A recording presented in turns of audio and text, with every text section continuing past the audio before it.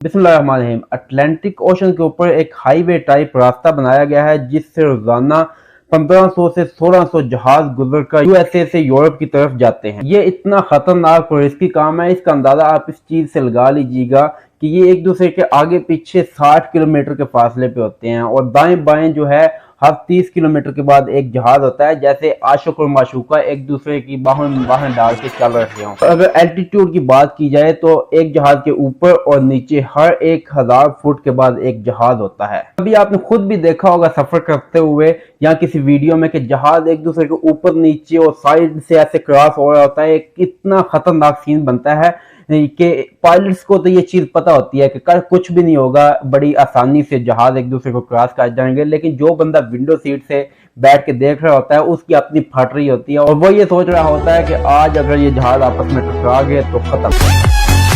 ऐसा सिर्फ और सिर्फ यूएसए से यूरोप जाने वाली फ्लाइट्स में देखने को मिलता है जिसमें इस हाईवे को इस्तेमाल किया जाता है। लेकिन यहाँ एक सवाल ये पैदा होता है कि पायलट जितने भी हैं वो सारे आसमान को छोड़ के सिर्फ इसी जगह पे एक दूसरे के पास जग मारने आते हैं या उनको आपस में इतनी मोहब्बत होती है, औरतों की तरह बैठ के उन्हें गप्पें लगानी होती है, ये चक्कर क्या है? इसी के मतलब आज वीडियो में बात करेंगे और जानने की कोशिश करेंगे कि इस सारी फिल्म के पीछे फंडा क्या है, ये इकट्ठे होकर इतना जो है रिस्क लेके जहाज क्यों चलाते हैं। मतलब ये जहाज है कोई, मतलब कोई खोता रेडी तो है कोई नहीं, कोई मतलब वो नॉन एसी टाइम तो है कोई नहीं जो अक्सर जो है फैसलाबाद से सियालकोट को चलता है। लेकिन उस तरफ जाने से पहले ये सब्सक्राइब का जो बटन आप देख रहे हैं इसको लाजमी दबा दें और साथ में घंटा जो है इसको भी कोई थोड़ा थोड़ा उठा के मार दें ताकि आइंदा जो भी वीडियो आए आप घंटी भी बच जाए। जैसा कि आप जानते हैं कि साइंस जो है बहुत ज़्यादा तरक्की कर चुकी है और जो भी आप अपने आसपास इजादात देख रहे हैं वो साइंस की और साइंसदानों की जो है इजादात हैं। ये साइंसदान भी बड़े अजीब लोग होते हैं। साइंसदान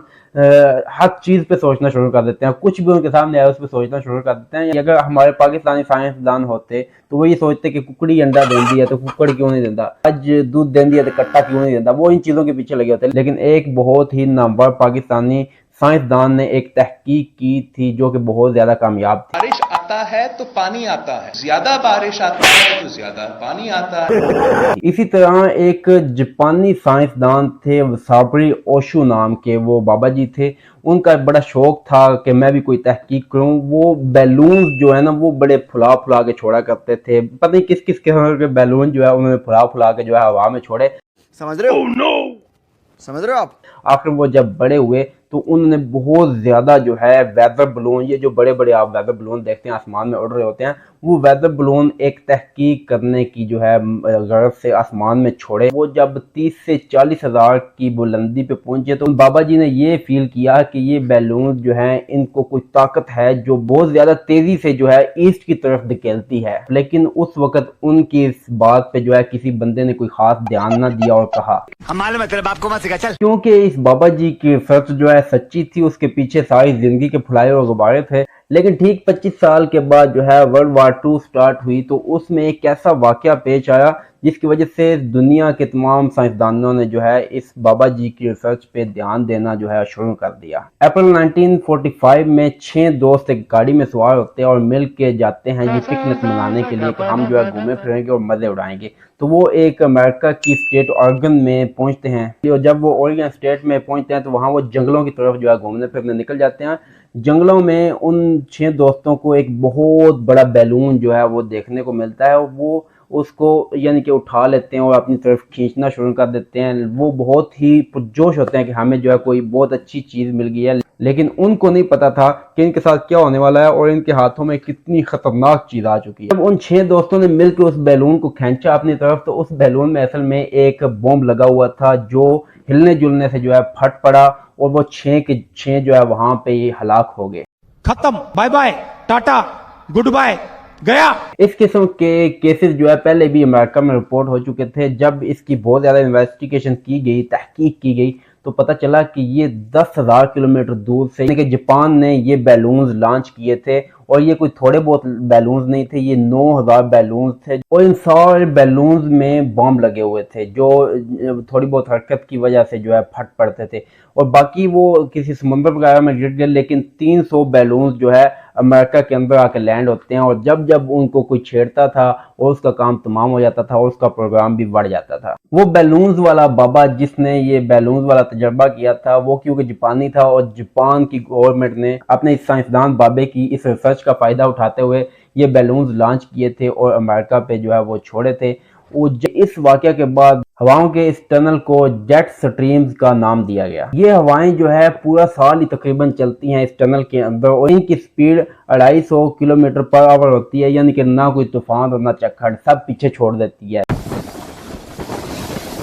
साइंसदान बताते हैं कि ये कोई ठंडी और गर्म हवाओं का मिलाप होता है, और उसके बाद ये हवाएं मिल के आगे की तरफ दौड़ती हैं और इनकी स्पीड बढ़ जाती है, और ज़मीन की भी कुछ स्पीड होती है। इस तरह का कुछ बताते हैं। अब आते हैं अपने असली सवाल की तरफ कि एक ही दिन में जो है 1500 से 1600 जहाज जो अमेरिका से यूरोप की तरफ जाते हैं, वो सिर्फ इसी रास्ते का इस्तेमाल क्यों करते हैं? वो पूरा आसमान छोड़ के एक दूसरे के पास जो है चुगलियां लगाने जैसे होते हैं, इकट्ठी होकर बैठ जाती हैं, एक दूसरे के पास इकट्ठी होकर ऐसे क्यों चलते हैं, क्या वजह है? ये मामला स्टार्ट होता है 1952 से, जब एयरलाइंस के पायलट्स ने जेट स्ट्रीम्स के ऊपर ध्यान देना स्टार्ट किया। पहले किसी पायलट को इस चीज का पता नहीं था। जब पायलट्स को इस चीज का पता चला तो वो दौरान सफर जो है जहाज को जेट स्ट्रीम्स के अंदर दाखिल कर देते थे। इससे जहाज की स्पीड भी बहुत ज्यादा बढ़ जाती थी, क्योंकि जेट स्ट्रीम्स के अंदर, जैसा कि मैं बता चुका हूँ, 250 किलोमीटर पर आवर की स्पीड से जो है हवाएं चलती हैं, तो स्पीड भी बढ़ जाती थी, फ्यूल भी कम लगता था, और आगे से हवाओं की रेजिस्टेंस जो है वो भी खत्म हो जाती थी, और बहुत जल्द जो है जहाज अपनी मंजिल पे पहुंच जाता था। ये यानी कि पायलट्स ने एक बचत पैकेज जो है वो ढूंढ लिया कुदरती तौर पे। हाँ, लेकिन जब यूरोप से अमेरिका की तरफ वापस आते थे,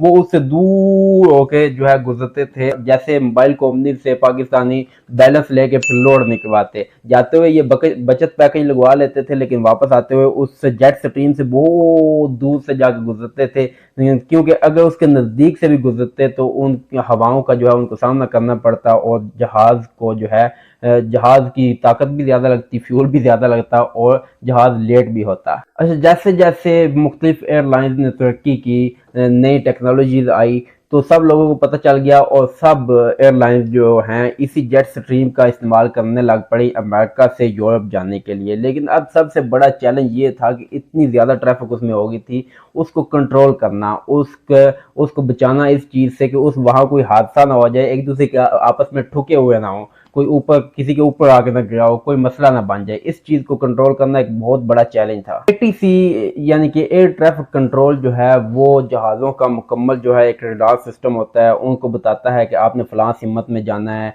वो इतने ऊपर हो जाओ, इतने नीचे हो जाओ, यानी कि मुकम्मल कमांड जो है वो देता है। लेकिन अब ये जो जहाज बचत पैकेज लगा के जाते थे, यानी कि अंदर के रास्ते पतली गली की तरफ से निकल जाते थे, उनके लिए मसला ये था कि वो जब अमेरिका से उड़ते हैं, वो जब न्यूयॉर्क के रडार से एटीसी से आउट होते हैं, आगे 14 मिनट तक का जो फ्लाई उनका होता है वो बगैर जो है रडार के होता है, रडार से वो गायब हो जाते हैं, और 14 मिनट के बाद आगे जाके यूरोप के रडार में वो दिखते थे।